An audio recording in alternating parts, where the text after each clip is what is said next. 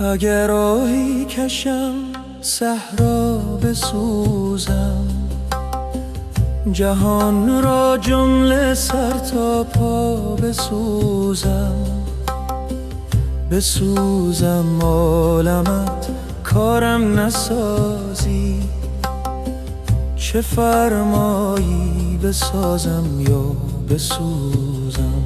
او خدا جان دلم تنگ است، دلم یارم از سنگ است، به کوه یار بنگر یک جهان دل،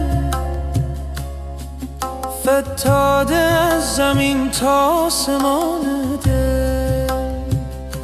سرت گردم به این کم التفاتی،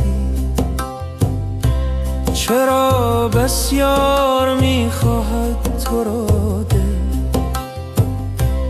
او خدا جان دلم تنگ است، دلم یارم از سنگ است، نگارا کاسه چشمم سرایه، میان هر دو دیده جای پایت.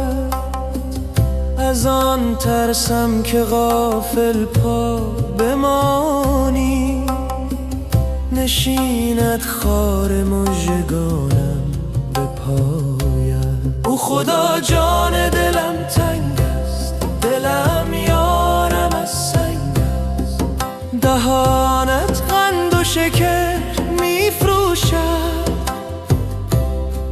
لبانت لعل و جوهر میفروشد، به دوکان داری چشمت بنازم، که تیغ و تیر و خنجر میفروشد.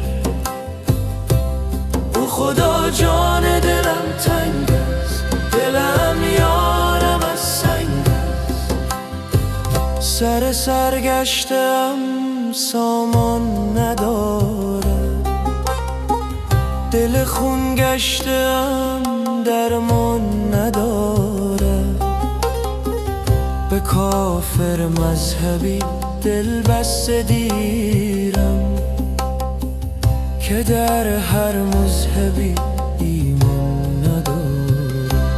او خدا جان دلم تنگ است، دلم یارم از سنگ است، نه من کفر و نه ایمان میپرستم، محبت هرچه گفتان میپرستم، غزالان را به یاد چشم مستم، بیابان در بیابان میپرستم.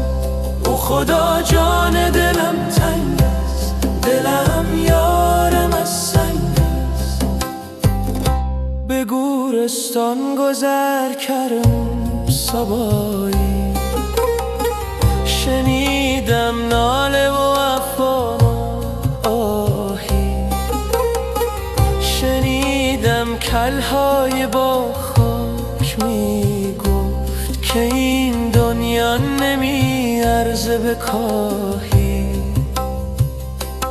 او خدا جان دلم